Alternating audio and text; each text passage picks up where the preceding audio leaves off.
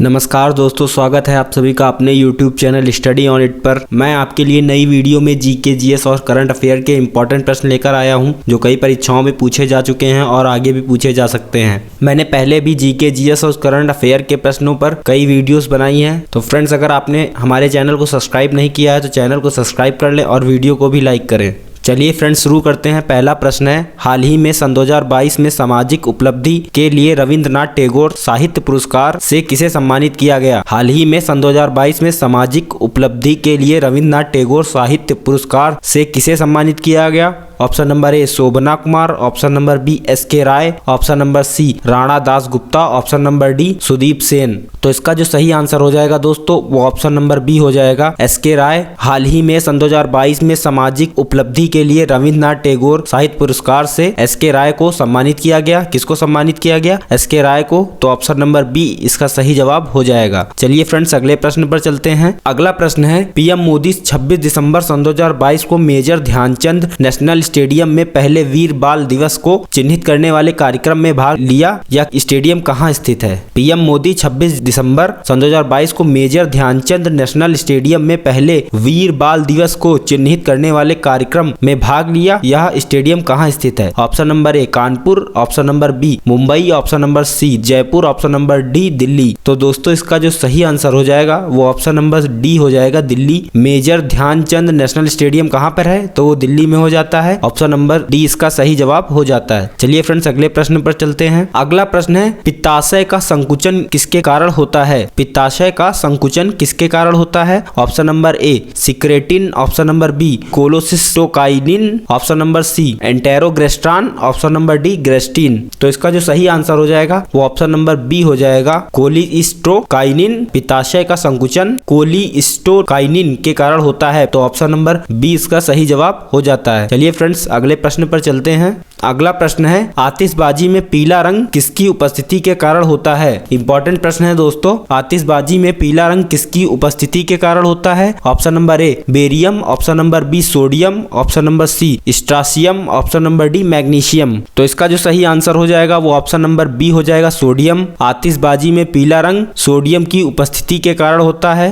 तो option number B इसका सही जवाब हो जाएगा। अगला प्रश्न है, राष्ट्रपति प्रधानमंत्री की सलाह पर मंत्रियों को नियुक्त करते हैं। राष्ट्रपति प्रधानमंत्री की सलाह पर मंत्रियों को नियुक्त करते हैं। ऑप्शन नंबर ए अनुच्छेद 74 के तहत, ऑप्शन नंबर बी अनुच्छेद 75 के तहत, ऑप्शन नंबर सी अनुच्छेद 77 के तहत, ऑप्शन नंबर डी अनुच्छेद 78 के तहत। तो इसका जो सही आंसर हो जाएगा वो ऑप्शन नंबर बी हो जाएगा, अनुच्छेद 75 के तहत राष्ट्रपति प्रधानमंत्री की सलाह पर मंत्रियों को नियुक्त करते हैं। कौन से अनुच्छेद के तहत? 75 अनुच्छेद के तहत राष्ट्रपति प्रधानमंत्री की सलाह पर मंत्रियों को नियुक्त करते हैं। तो ऑप्शन नंबर बी इसका सही जवाब हो जाएगा। अगला प्रश्न है दोस्तों, निम्नलिखित में से किस रीट को केवल उच्च न्यायालय ही जारी कर सकता है? इंपॉर्टेंट प्रश्न है दोस्तों।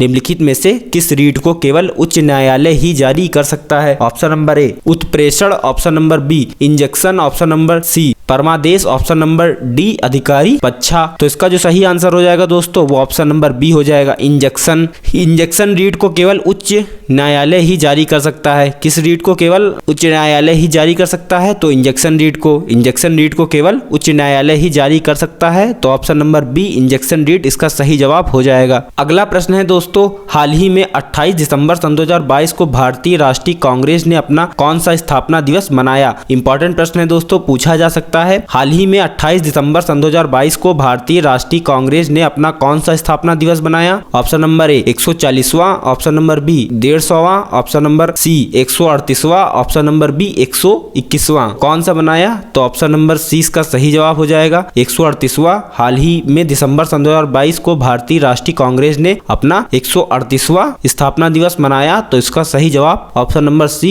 138वां हो जाता है। अगला प्रश्न है दोस्तों, हाल ही में श्री स्वामी नारायण राजकोट संस्थान के 75वें अमृत महोत्सव को गुरुकुल संबोधित किसने किया? हाल ही में श्री स्वामी नारायण राजकोट संस्थान के 75वें अमृत महोत्सव को गुरुकुल संबोधित किसने किया? Option number A Rajnath Singh, option number B Amit Shah, option number C Piyush Goyal, option number D Narendra Modi. तो किसने किया? तो ऑप्शन नंबर डी इसका सही जवाब हो जाता है, नरेंद्र मोदी ने। हाल ही में श्री स्वामी नारायण राजकोट संस्थान के 75वें अमृत महोत्सव को गुरुकुल संबोधित किसने किया? नरेंद्र मोदी ने किया। तो option number D Narendra Modi इसका सही जवाब हो जाता है। अगला प्रश्न है दोस्तों, मूल संविधान के अनुसार उच्च न्यायालय के न्यायाधीशों की सेना निवृत्ति आयु बताइए। मूल संविधान के अनुसार उच्च न्यायालय के न्यायाधीशों की सेना निवृत्ति आयु बताइए। ऑप्शन नंबर ए 60 वर्ष, ऑप्शन नंबर बी 62 वर्ष, ऑप्शन नंबर सी 68 वर्ष, ऑप्शन नंबर डी 65 वर्ष। तो इसका जो सही आंसर हो जाता है वो ऑप्शन नंबर ए हो जाता है 60 वर्ष। मूल संविधान के अनुसार उच्च न्यायालय के न्यायाधीशों की सेना निवृत्ति आयु 60 वर्ष है। मूल संविधान के अनुसार उच्च न्यायालय के न्यायाधीशों की सेना निवृत्ति आयु 60 वर्ष है। तो ऑप्शन नंबर ए इसका सही जवाब हो जाएगा। अगला प्रश्न है दोस्तों, अनुच्छेद 356 के अंतर्गत आपात उद्घोषणा इस अधिकतम अवधि के लिए जारी रह सकती है। अनुच्छेद 356 के अंतर्गत आपात उद्घोषणा इस अधिकतम अवधि के लिए जारी रह सकती है। ऑप्शन नंबर ए 6 मास, ऑप्शन नंबर बी 3 वर्ष, ऑप्शन नंबर सी 1 वर्ष, ऑप्शन नंबर डी 6 वर्ष। तो इसका जो सही आंसर हो जाएगा वो ऑप्शन नंबर बी हो जाएगा, 3 वर्ष। अनुच्छेद 356 के अंतर्गत आपात उद्घोषणा इस अधिकतम अवधि के लिए जारी रह सकती है। किस अवधि के लिए? 3 वर्ष के लिए। अगला प्रश्न है, रबड़ के संश्लेषण में निम्न का प्रयोग किया जाता है। रबड़ के संश्लेषण में निम्न का प्रयोग किया जाता है। Option number A ethylene, option number B isoprene, option number C acetylene, option number D ammonia. तो इसका जो सही आंसर हो जाएगा वो ऑप्शन नंबर बी हो जाएगा, आइसोप्रीन। रबड़ के संश्लेषण में आइसोप्रीन का प्रयोग किया जाता है। रबड़ के संश्लेषण में आइसोप्रीन का प्रयोग किया जाता है। ऑप्शन नंबर बी इसका सही जवाब हो जाएगा। अगला प्रश्न है दोस्तों, इंपॉर्टेंट प्रश्न है, पोलियो का रोग जनक है। पोलियो का रोग जनक है। ऑप्शन नंबर ए कवक, option number B enterovirus, option number C protozoa, option number D जीवाणु। तो इसका जो सही जवाब हो जाएगा वो ऑप्शन नंबर बी हो जाएगा, एंट्रोवायरस। पोलियो का रोग जनक एंट्रोवायरस है। पोलियो का रोग जनक एंट्रोवायरस है। तो ऑप्शन नंबर बी इसका सही जवाब हो जाएगा। अगला प्रश्न है दोस्तों, हाल ही में सन 2022 के लिए BBC sports personality of the year के लिए किसे सम्मानित किया गया। इंपॉर्टेंट प्रश्न है दोस्तों, हाल ही में सन 2022 के लिए BBC sports personality of the year के लिए किसे सम्मानित किया गया। Option number A Ben Stokes, option number B Mahendra Singh Dhoni, option number C Beth Mead, option number D यू मुरहेड। तो इसका जो सही आंसर हो जाएगा वो ऑप्शन नंबर सी हो जाएगा, बेथ मीड। हाल ही में सन 2022 के लिए BBC sports personality of the year के लिए बेथ मीड को चुना गया। पर्सनैलिटी ऑफ द ईयर के लिए सन 2022 में बेथ मीड को चुना गया। तो ऑप्शन नंबर सी इसका सही जवाब हो जाता है। इसी प्रकार अगला प्रश्न है दोस्तों, हाल ही में वियतनाम के हनोई में विन फ्यूचर स्पेशल प्राइज किसे मिला। हाल ही में वियतनाम के हनोई में विन फ्यूचर स्पेशल प्राइज किसे मिला। Option number A Girish Patel, option number B Atish Mathur, option number C एथपिल Pradeep, option number D Usha Prakash. तो इसका जो सही आंसर हो जाएगा दोस्तों वो ऑप्शन नंबर सी हो जाएगा। हाल ही में वियतनाम के हनोई में विन फ्यूचर स्पेशल प्राइज किसको मिला, तो थलप्पिल प्रदीप को मिला। तो ऑप्शन नंबर सी इसका सही जवाब हो जाएगा। अगला प्रश्न है दोस्तों, संविधान के अनुच्छेद 19 के अधीन 6 स्वतंत्रताएं दी गई, किनको दी गई बताइए। संविधान के अनुच्छेद 19 के अधीन 6 स्वतंत्रताएं दी गई। ऑप्शन नंबर ए व्यक्तियों को, ऑप्शन नंबर बी नागरिकों को, ऑप्शन नंबर सी निवासी भारतीयों को, ऑप्शन नंबर डी मनुष्यों को। तो इसका जो सही आंसर हो जाएगा वो ऑप्शन नंबर बी हो जाएगा, नागरिकों को स्वतंत्रता। संविधान के अनुच्छेद 19 के अधीन 6 स्वतंत्रताएं दी गई, किनको दी गई, नागरिकों को दी गई। तो ऑप्शन नंबर बी इसका सही जवाब हो जाएगा। अगला प्रश्न है, संविधान का अनुच्छेद 355 किस आपात स्थिति से संबंधित है। इंपॉर्टेंट प्रश्न है दोस्तों, संविधान का अनुच्छेद 355 किस आपात स्थिति से संबंधित है। ऑप्शन नंबर ए युद्ध एवं सशस्त्र विद्रोह, ऑप्शन नंबर बी ब्राहा आक्रमण एवं आंतरिक अशांति, ऑप्शन नंबर सी युद्ध एवं ब्राहा आक्रमण, ऑप्शन नंबर डी ब्राहा आक्रमण एवं सशस्त्र विद्रोह। तो इसका जो सही आंसर हो जाएगा वो ऑप्शन नंबर बी हो जाएगा, ब्राहा आक्रमण एवं आंतरिक अशांति के लिए संविधान का अनुच्छेद 355 संबंधित है। संविधान का अनुच्छेद 355 किसके लिए संबंधित है, तो ब्राहा आक्रमण एवं आंतरिक अशांति के लिए। ऑप्शन नंबर बी इसका सही जवाब हो जाएगा। अगला प्रश्न है दोस्तों, सी कोशिकाएं पाई जाती हैं। इंपॉर्टेंट प्रश्न है दोस्तों, सी कोशिकाएं पाई जाती हैं। ऑप्शन नंबर ए अंडाशय में, ऑप्शन नंबर बी थायराइड ग्रंथि में, ऑप्शन नंबर सी यकृत में, ऑप्शन नंबर डी पीनियल काय में। तो इसका जो सही आंसर हो जाएगा दोस्तों वो ऑप्शन नंबर बी हो जाएगा, थायराइड ग्रंथि में सी कोशिकाएं पाई जाती हैं, थायराइड ग्रंथि में। अगला प्रश्न है दोस्तों, डीएनए किसका बहुलक है। यह भी इंपॉर्टेंट प्रश्न है दोस्तों, डीएनए किसका बहुलक है। ऑप्शन नंबर ए अमीनो अम्ल, option number B nucleotide, option number C nucleoside, option number D वसीय अम्ल। तो इसका जो सही आंसर हो जाएगा वो ऑप्शन नंबर बी हो जाएगा, न्यूक्लियोटाइड। डीएनए का बहुलक है न्यूक्लियोटाइड, डीएनए का बहुलक है न्यूक्लियोटाइड। ऑप्शन नंबर 20 का सही जवाब हो जाएगा। अगला प्रश्न है दोस्तों, निम्नलिखित रोगों में से कौन सा एक आनुवांशिक विकार है। इंपॉर्टेंट प्रश्न है दोस्तों, यह भी निम्नलिखित रोगों में से कौन सा एक आनुवांशिक विकार है। ऑप्शन नंबर ए रतौंधी, option number B thalassemia, option number C anaemia, option number D cancer.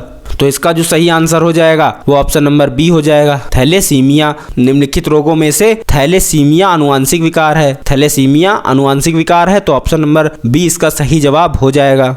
अगला प्रश्न है दोस्तों, निम्नलिखित में से किस दोष के कारण थैलेसीमिया रोग होता है। किस दोष के कारण थैलेसीमिया रोग होता है, यह भी इंपॉर्टेंट प्रश्न है दोस्तों। ऑप्शन नंबर ए लिम्फोसाइट में दोष, ऑप्शन नंबर बी लाल रक्त कणिकाओं में दोष, ऑप्शन नंबर सी श्वेत रक्त कोशिकाओं में दोष, ऑप्शन नंबर डी प्लेटलेट्स में दोष। तो इसका जो सही आंसर हो जाएगा वो ऑप्शन नंबर बी हो जाएगा, लाल रक्त कणिकाओं में दोष। थैलेसीमिया किसके कारण होता है, लाल रक्त कणिकाओं में दोष के कारण थैलेसीमिया नामक रोग होता है। तो ऑप्शन नंबर बी इसका सही जवाब हो जाएगा। अगला प्रश्न है दोस्तों, दिसंबर सन 2022 में किसे अटल सम्मान पुरस्कार से सम्मानित किया गया। इंपॉर्टेंट प्रश्न है दोस्तों, दिसंबर सन 2022 में किसे अटल सम्मान पुरस्कार से सम्मानित किया गया। Option number A Harivansh Joshi, option number B Vishal Banerjee, option number C Prabhuchandra Mishra, option number D Alok Yadav. तो इसका जो सही आंसर हो जाएगा दोस्तों वो ऑप्शन नंबर सी हो जाएगा, प्रभुचंद्र मिश्रा। दिसंबर सन 2022 में अटल सम्मान पुरस्कार से सम्मानित प्रभुचंद्र मिश्रा हैं। तो ऑप्शन नंबर सी इसका सही जवाब हो जाएगा। अगला प्रश्न है दोस्तों, इंपॉर्टेंट प्रश्न है, हाल ही में G20 कार्य समूह का सचिवालय के रूप में किसे चुना गया। हाल ही में G20 कार्य समूह का सचिवालय के रूप में किसे चुना गया। ऑप्शन नंबर ए Bharatiya Vigyan Sansthan Bengaluru, option number B IIT Roorkee, option number C IIT Kanpur, option number D IIT Madras. तो इसका जो सही आंसर हो जाएगा वो ऑप्शन नंबर ए हो जाएगा, भारतीय विज्ञान संस्थान बेंगलुरु। हाल ही में G20 कार्य समूह का सचिवालय के रूप में भारतीय विज्ञान संस्थान बेंगलुरु को चुना गया। तो ऑप्शन नंबर ए इसका सही जवाब हो जाएगा। अगला प्रश्न है दोस्तों, किस देश ने शेन वॉर्न के नाम पर men's test player of the year पुरस्कार का नाम बदला जाएगा। किस देश ने शेन वॉर्न के नाम पर men's test player of the year पुरस्कार का नाम बदला जाएगा। Option number A New Zealand, option number B Australia, option number C Bharat, option number D दक्षिण अफ्रीका। तो इसका जो सही आंसर हो जाएगा वो ऑप्शन नंबर बी हो जाएगा, ऑस्ट्रेलिया। शेन वॉर्न कहाँ के खिलाड़ी हैं, तो शेन वॉर्न ऑस्ट्रेलिया के खिलाड़ी हैं। किससे संबंधित हैं, तो वह क्रिकेट से संबंधित हैं। शेन वॉर्न, ऑस्ट्रेलिया देश ने शेन वॉर्न के नाम पर men's test player of the year पुरस्कार का नाम बदला जाएगा। तो ऑप्शन नंबर बी ऑस्ट्रेलिया इसका सही जवाब हो जाएगा। अगला प्रश्न है दोस्तों, दिसंबर सन 2022 में नेतन्याहू ने कौन सी बार इजराइल के प्रधानमंत्री के रूप में शपथ ली। दिसंबर सन 2022 में नेतन्याहू ने कौन सी बार इजराइल के प्रधानमंत्री के रूप में शपथ ली। ऑप्शन नंबर ए 5वीं, ऑप्शन नंबर बी 7वीं, ऑप्शन नंबर सी 6ठी, ऑप्शन नंबर डी 8वीं। तो इसका जो सही आंसर हो जाएगा वो ऑप्शन नंबर सी हो जाएगा, छठी बार दिसंबर सन 2022 में नेतन्याहू ने इजराइल के प्रधानमंत्री के रूप में शपथ ली। छठी बार नेतन्याहू ने इजराइल के प्रधानमंत्री के रूप में शपथ ली।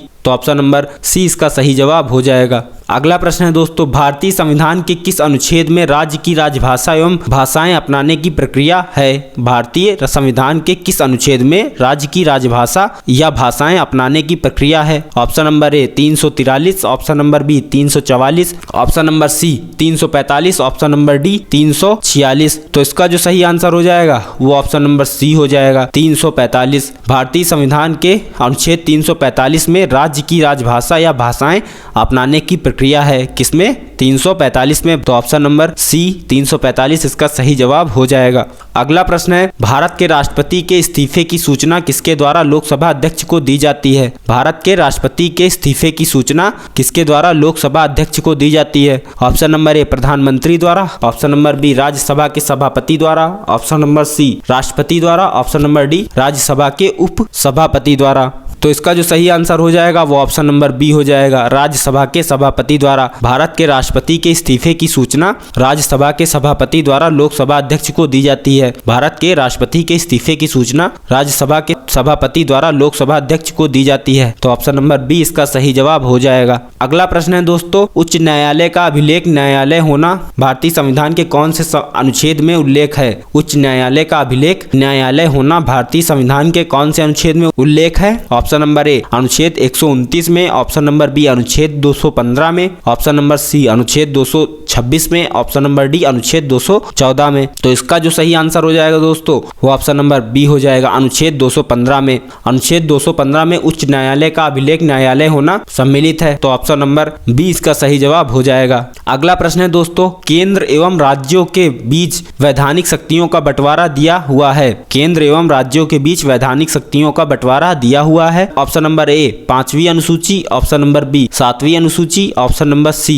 8वीं अनुसूची, ऑप्शन नंबर डी 6ठी अनुसूची। तो इसका जो सही आंसर हो जाएगा वो ऑप्शन नंबर बी हो जाएगा, 7वीं अनुसूची। केंद्र एवं राज्यों के बीच वैधानिक शक्तियों का बंटवारा 7वीं अनुसूची में दिया गया है। केंद्र एवं राज्यों के बीच वैधानिक शक्तियों का बंटवारा 7वीं अनुसूची में दिया गया है, तो ऑप्शन नंबर बी इसका सही जवाब हो जाएगा। अगला प्रश्न है दोस्तों, छोटे बच्चों में सर्वप्रथम कौन से दांतों की उत्पत्ति होती है? इंपॉर्टेंट प्रश्न है दोस्तों, छोटे बच्चों में सर्वप्रथम कौन से दांतों की उत्पत्ति होती है? ऑप्शन नंबर ए चड़वक, ऑप्शन नंबर बी कृंतक, ऑप्शन नंबर डी रंदक, ऑप्शन नंबर डी अग्र चड़वक। तो इसका जो सही आंसर हो जाएगा वो ऑप्शन नंबर बी हो जाएगा, कृंतक। छोटे बच्चों में सर्वप्रथम कृंतक दांतों की उत्पत्ति होती है।